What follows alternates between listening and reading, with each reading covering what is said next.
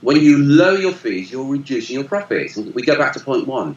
You're in business to make a profit. Period. You're in business to make a profit. Warning, the Renegade Recruiter is not for the soft, timid, or faint-hearted. If you need permission or seek approval from your mother, spouse, mates in the pub, or anyone else for that matter, this really isn't for you. If any of what you've heard puts you off in the slightest, I advise you not to listen any further. You've been warned. Prepare yourself for the no bullshit, zero fluff. Quick, dirty, and uncensored secrets for any serious recruitment, staffing, and search business owner who wants to earn more money with less work and fewer headaches, without having to kiss ass or bend over backwards to please anyone. He's a relentless and fearless renegade who will stop at nothing to reveal the harsh, unforgiving, and brutal truth about what it really takes to succeed in this business. He's a guy people love to hate and hate to love. It's your host, Terry Edwards. The Renegade Recruiter is unleashed. Hello and welcome to another episode of the Renegade Recruiter Unleashed podcast. This is Drew here, and we are of course joined by Terry. Terry, how are you? I'm fantastic. Thank you, Drew. How are you? I'm very well, thank you. Good. I'm very well.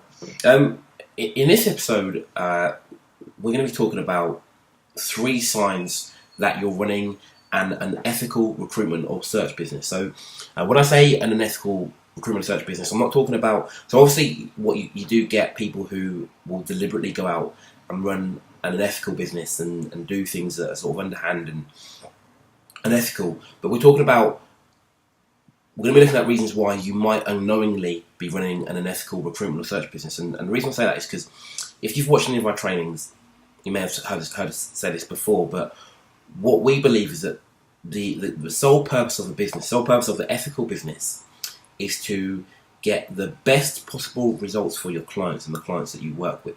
So you should be doing everything in your power to deliver them the best possible value, the best possible results. And at the same time, the second core purpose is to generate maximum profits for the shareholders, and as the owner, that's likely to be you.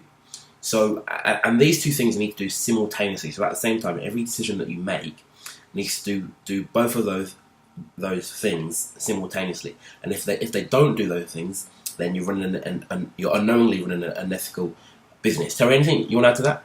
Yeah, I think it kind of sums it really great there. Most, in fact, I'd go by saying all recruitment business owners that I speak to, they've gone into business for some benefit for themselves or value creation, which is absolutely fine, by the way. I want to be clear about that. Otherwise, why would you go into business other than to create some value? And also creating value for the clients or the candidates, and also in a sustainable way. So yeah, I've kind of just summed it up a different way, but absolutely right, Drew. Yeah, there is no other point. There's no other purpose rather for a recruitment business other than that, creating value for yourself, value for the client and for the candidate, and it's got to be in a sustainable way. Absolutely. Yeah, and I think a mistake a lot of recruitment search firms make is that they either don't focus on these things at all, or they focus on one of them at a time. So they make decisions that suit, or that what they believe on the surface suits their client, but then has a negative impact on profits, or they make decisions that maybe increase profits but have a negative impact on the results they're able to get for their clients, or increase revenue but have a negative result on have a negative impact on the results they're able to get for their clients. So there's 3 main ways that we see this happening, and we're just going to be really talking about them today. So the first one is, and again we've touched on this before in a previous podcast, but the first one is chasing revenue over profits. So a few episodes ago we spoke in more detail about this, and we did an episode called, I think it was called Vanity Metrics. Yeah. We were basically speaking about things that recruitment search owners like to focus on because it looks good from the outside, and revenue is one of those things, right? To have a business with a big revenue, or what you believe to be a big revenue, is a vanity metric. It doesn't necessarily mean anything, because what you really should be focused on is the profit. And we've met and spoken to businesses that have big revenues but their profits non-existent. And it's more common than you might think, although it sounds obvious it should be looking after profits. People get confused on what metrics they're measuring, and they fall into the trap of measuring the revenue rather than the profit, and they make decisions that seem on the surface good for the business because they increase revenue, but when you look a bit deeper and you dig a bit deeper, they have a negative impact on the profits the business is able to make. Terry, anything you want to add to that? Yeah, just the saying, revenue is a top line of the income statement, whereas profit is the bottom line. And more revenue doesn't necessarily mean more profit. And I've given numerous examples. I had another example only quite recently where I was talking to a owner of a recruitment firm in the UK, and he was saying that 2 years ago his sales were 800,000, and he had 9 consultants. And I spoke to him 2 years ago, and I was speaking to him quite recently. And he was now proudly boasting that they were a £1 million business. And I said, that's fantastic. And I said, just out of interest, how many consultants do you have? Well, he's now got 13 consultants 2 years later. And if you look at that very carefully, his revenue's increased by 200,000 with an additional 4 consultants recruited. If you look at those numbers, something's not right. But all he was focusing on was the fact he was generating just over £1 million, excuse me, a year now. And one of the reasons it was even more obvious, I happen to know one of his direct competitors, and his main competitor is actually doing 900,000 a year right now, but his main competitor has only got 8 consultants. Think about it for a minute. So he's doing slightly less, but he's got 8 consultants in comparison to this guy who's got 13 consultants. So the difference in revenue is 100,000. The difference in the number of consultants is 5.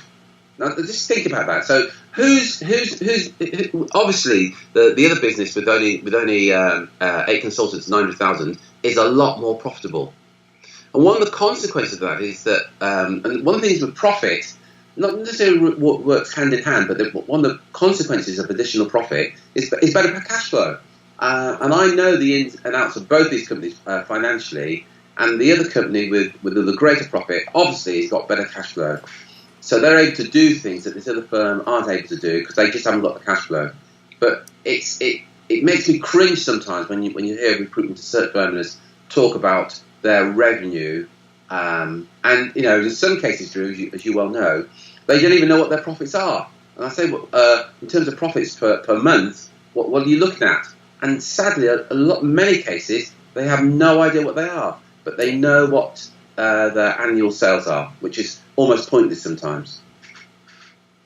Yeah, I think in my time working with recruitment and search owners, I can only think of one who, before working with us anyway, was more interested in profit than they were revenue, and spoke in terms of growing profit rather than growing revenue, because it's not the same thing.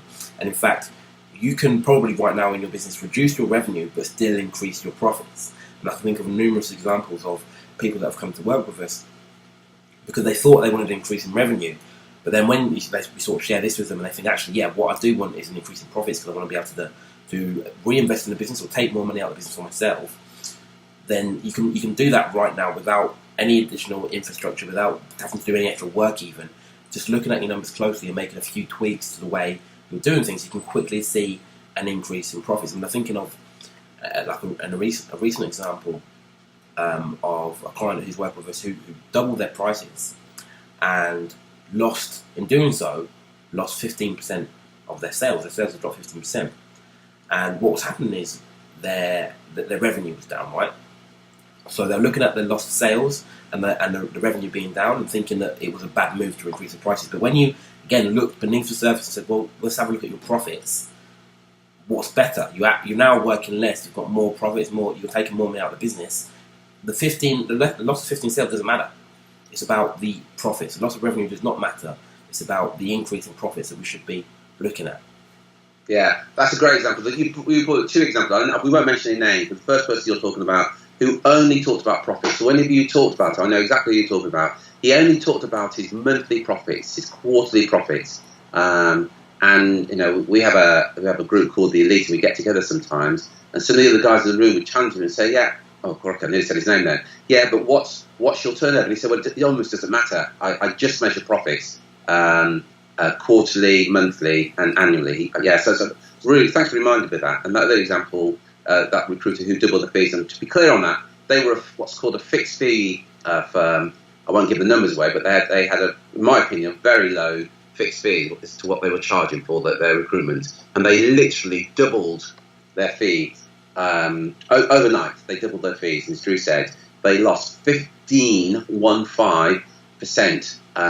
There's a reduction of 15% in sales, but their profits substantially increased. And another good point you mentioned there, the director of the company was then able to take more money out of the business because his profits had increased. But you say to most people, I know with tracking a bit, increase your fees. People go, I can't do that. I'm going to lose all my sales. Well, they doubled their fees and lost 15% of their sales. 15. Yeah, some good examples there, Drew. Thanks for reminding me, bringing that up. Brilliant. So again, the first thing you need to do to make yourself an ethical business is chase profits over revenue. The next thing you need to do, or next mistake we see people making, is undercharging for their services, which is probably one of the most common ones. Are people getting less than they think they deserve, or even if it is what they think they deserve, it's less than what they could be getting for the service that they offer. And again, the reason this is a problem, the reason this leads to running an ethical business, obviously, like the less you charge for your services has an impact on profits. So we already covered that one of the goals is to get the maximum profit for the shareholders. So obviously, if you're charging less than you're able to get, that's going to have an impact on profits. It's going to have a negative impact on profits.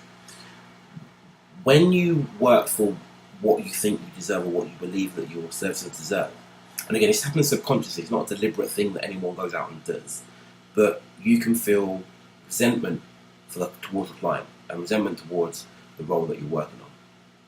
And again, if this has probably happened to you before, if you've ever sort of entered a negotiation with a potential client with a fee that you want in mind, and it usually happens when you feel like you're desperate for the business, right? So your pipeline's quite empty, you don't know where your next sale is coming from, so the client sort of hammers you down on the fee, and eventually you agree to a fee that is a lot less, or even slightly less than you think that you deserve. And what happens is, you're happy that you've got the business, but there's also an element, and again it happens subconsciously, of resentment there. You're resentful towards a client because you feel like you've been bullied into offering your services for less than you think you deserve. And when you have that resentment, that underlying resentment there, you subconsciously, you're unable to give your all to the client. You're able to give your absolute all to the client. And obviously, if you're not giving your all, then you're not going to get the best possible results for the client. So again, it happens in two ways, right? It affects your profits, but obviously affects the results you're able to get for the client. And even if you're doing this regularly and you're getting lots of sales like this, and it's always below what you think you deserve, what happens is you end up stretching yourself too thin. So rather than working with 3 clients at a time at your desired fee, let's say that all those clients cost you to half your fee, for example, and to make the same revenue you have to work with 6 clients. Obviously, now you're working with more clients, you're stretching yourself too thin, and you're unable to give the same amount of energy, same amount of resources, have the same impact on each one of those clients. So again, their results have suffered as well, plus you're overworked, your profits suffered as well. Okay, so anything you want to add to that?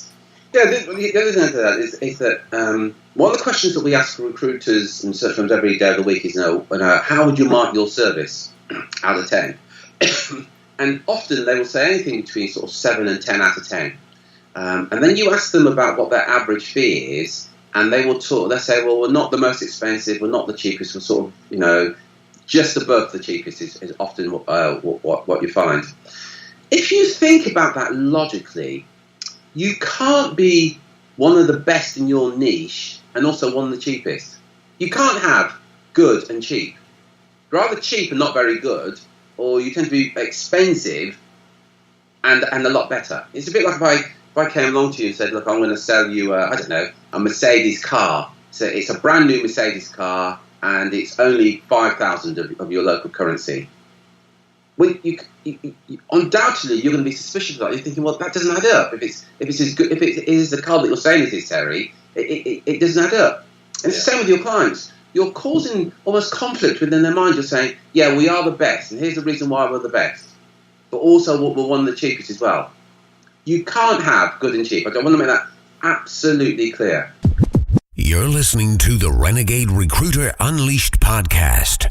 For show notes, additional resources, and podcast updates, head over to www.therenegaderecruiter.com. And we've repeated this many a time, is that if you're basing your fees on what your competitors are charging, you're making a big mistake, because most of your competitors are undercharging. If you think by undercharging you'll get more business, that isn't true, and you're probably at that rate right now. If you've got evidence to show that you've lowered your fee and got more business, that's fantastic. We have no evidence of that, by the way. We know, I mentioned earlier, fixed fee recruiters. We know guys that do it at ridiculous fees of 10%. They're not dominating the market. You know that. The fixed fees recruiters are not dominating the market. The real cheap recruiters are not dominating the market.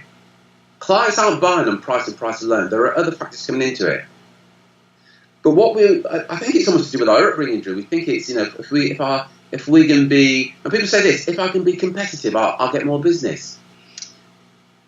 Yeah, but there's a difference between being competitive and being in the low quartile in terms of what your fees are. And if you're competing on price, all you're doing is you're in a race to the bottom of the pit. Because if you're going to do it at 17%, and I'm going to do it at 16.5%, then I get the business. And somebody else comes along and they do it at 15%, they get the business. And do you know what? The only people driving down the fees are recruitment to search firm owners and the consultants. Yeah. Now, you'll argue, but my clients say they only will engage a recruiter at 15%. Well, the client's actually saying that isn't always true. They're not buying on price alone. As Drew said, when you lower your fees, you're reducing your profits. And we go back to point one. You're in business to make a profit. Period. You're in business to make a profit. Yeah? And Drew made some really good points there about client commitment. Drew and I have a mutual friend in the fitness world, personal fitness world. And apparently within the personal fitness world, one of the challenges they have, these personal trainers, is that sometimes the clients don't turn up for sessions. A friend of ours, Phil, who you know, he charges, I think it's like £6,000 for a 12-week block, and he coaches business executives. He never has that problem with his clients not turning up, because their investment, they're committed to the process. It's £6,000, which is about $8,000 to $9,000 every 12 weeks to work with him. See, they're committed to the process because of the investment they've made. And the same with your clients. You know, when you've got those clients, and I know you've been there because we've all been there as recruiters, when you work on contingency, you do all the work and you send off those CVs or resumes to a client because you're working on contingency, and you found some really hot candidates for them. I did that 20 odd years ago. I'm still waiting to hear back from those clients 20 odd years ago. I know you've done the same. You've sent off information to clients where you're working on contingency and you've never ever heard, they've never ever got back to you because they're not committed to the process. Now, you see, when the client's paying a high fee, when the client's paid a retainer and you reach out to them, they're going to get back to you. They're committed to the process. They've engaged you. Yeah. One of the reasons they get back to you when you sent out their CVs previously, there was no engagement. Exactly, and the more committed they are to the process, the better results you're able to help them get, because you'll be working with them on a partnership, and you'll be like the paid expert rather than the hired help. So again, if you're concerned with getting the best possible results for your clients, you need to make sure that you're charging a high enough fee so they show up committed and they work with you on that project together. Does that make sense? Perfect sense, yeah. Brilliant. So again, just to recap, like the first one we covered is chasing revenue over profits. We then looked at undercharging for your services. The third most common way that we see this happening, where recruitment search managers will unknowingly run an ethical business, is they don't master their client attraction or their marketing. They don't master their ability to bring in clients. So again, it should probably go without saying, but I'll say it anyway because I think you all know it intellectually, but I just want to bring to the surface that your ability to win clients on demand, when you want, at the fee you want, is key to increasing your profit. It's key to building the business that you want. And the longer that, what we find is that although people know that intellectually, very few actually spend any time working on that area of the business. So even you listening to this now, you're working at a surface level, but how much time, how much energy, how much even money are you investing into mastering that particular aspect of business? Because it's the key to everything. If you can master that, 99% of your business challenges will be gone forever. And what we find is that not mastering, obviously it's going to have an impact on profits because you're not able to bring the clients that you want in at the fee you want. And we talked about the problem of undercharging for your services as well. But right now, if you think about it, right now, there are, let's say your clients are in the market, your prospects are in the market, and you've got you, and let's assume that you have a good service. You've got a 9, 10 out of 10 service. You've got the best, let's say you've got the best service in the market, or at least one of the best. There are people out there, and you know who these guys are, or you know of them, you maybe even work for some of these firms, who their service is a lot lower than that. It's sort of 5, 6 out of 10, even 1, 2 out of 10. There's a lot of businesses that are deliberately unethical. So, but what's happening is they're better at marketing than you. They're better at putting their name out there, they're better at sales, they're better at promotion than you. And on the surface, your potential clients, your prospects have no way of telling who's better and who's worse, other than the marketing. The recruitment or search promoter who is best at marketing will always win the clients, no matter how good your service is, no matter how cheap you are, no matter anything else. The one who is best at marketing will always win the business. So if you're not one of the best at marketing in your field, in your sector, and a firm who offers a lesser service than you is better at marketing, they're going to win the business.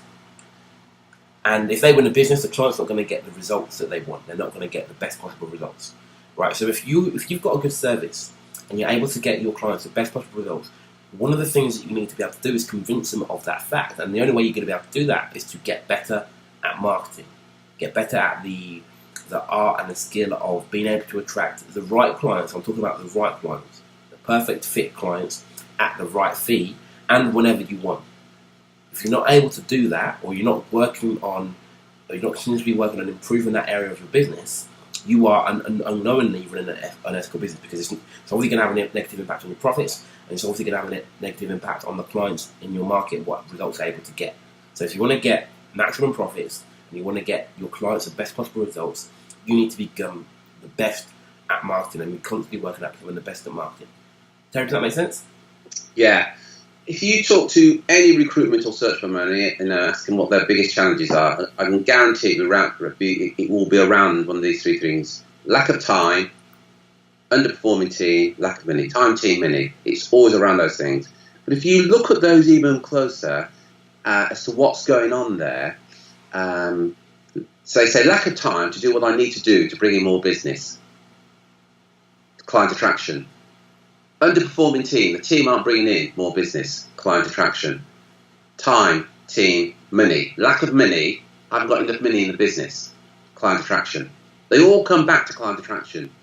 Majority of recruitment and search firms that go bust, they don't go bust because they haven't got business per se, they go bust because of cash flow. They haven't got cash in the business. That's around client attraction.